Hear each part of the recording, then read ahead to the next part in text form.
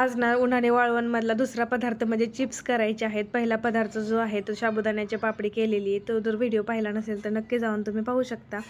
तर आता वेफर्स करण्यासाठी ना 3 किलो बटाटे घेतलेले आहेत मी. ते स्वच्छ धुवून त्याची सालं काढून आहे ना बारक्या बारक्या पातेल्यांमध्ये पाणी ठेवलं आणि त्याच्यामध्ये ठेवलेले आहेत.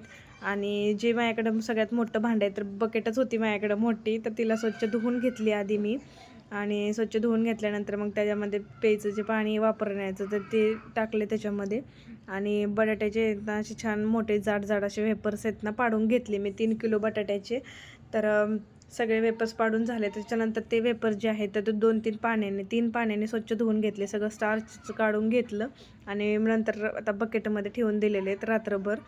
तर रात्र सकाळी आहे ना दुसऱ्या दिवशी हे असे पांढरे झालेले आहेत बघा चिप्स.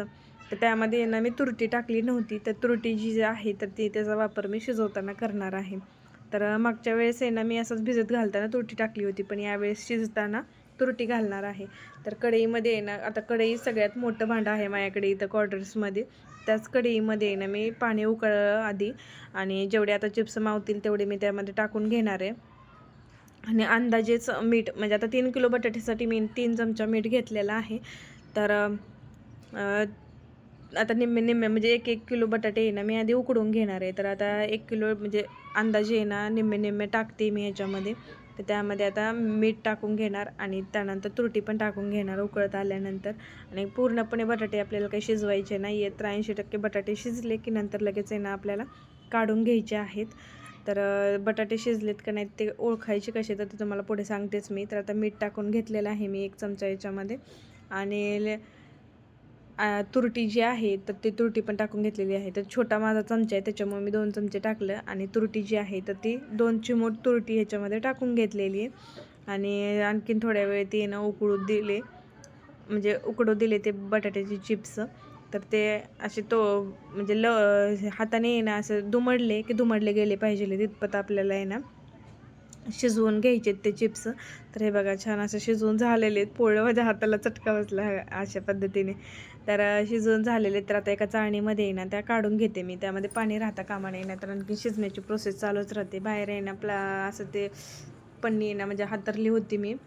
आट्याच्या पिशव्या होत्या त्याला स्वच्छ धुवून आहे ना मी अशा करून ठेवल्या होत्या. तर त्यामध्ये ती सगळे चिप्स वाळू घालते मी. आणि हवेला म्हणजे ऊन नसेल तर आपण आहे ना फॅनखाली पण त्याला सुकवू शकतो. पण इथं आता ऊन सकाळ सकाळी येणारच होतं, तर सकाळी लवकर करायचं चाललेलं होतं माझं. त्याच्यामुळे ना ऊन थोड्या वेळानंतर सूर्य उगवला होता.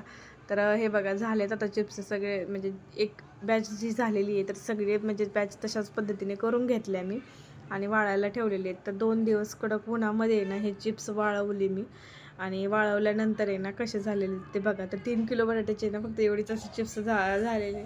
तर खूप छान झाले होते यावेळेसचे बटाट्याचे चिप्स माझे. मागच्या वेळेसपेक्षा यावेळेस खूप इम्प्रूव्हमेंट होती. तर आता तुम्हाला आहे ना तळून पण दाखवते की कशा पद्धतीने झालेले आहेत ते बघा. खूप छान झाले होते आणि मोठे मोठे झाले होते आणि तुटले पण नव्हते यावेळेस करताना जास्त. नाहीतर मागच्या वेळेस मी केले होते ना, आता तुम्ही व्हिडिओ नसेल पाहिला तर नक्की पाहा. तर आहे ना खूप असे तुटले होते ते चिप्स. तर छान पद्धतीने झाले. एखादा पदार्थ छान झाला ना तर मनाला पण शांती वाटते की हा बाबा छान झालं आहे. तर अशा पद्धतीने झालेले आहेत. तर आहे ना तुम्हाला आहे ना तोडून वगैरे दाखवते. खूप कुरकुरीत वगैरे लागत होते आणि मिठाला पण एकदम बरोबर झालेले होते. तर कसा वाटला व्हिडिओ नक्की कमेंट करून सांगा मला. आणि चॅनलवर नवीन असेल सबस्क्राईब करायला विसरू नका आणि हाईप पण करा नक्की व्हिडिओला. चला तर मग भेटूया नवीन ब्लॉगमध्ये. तोपर्यंत बाय बाय सगळ्यांना.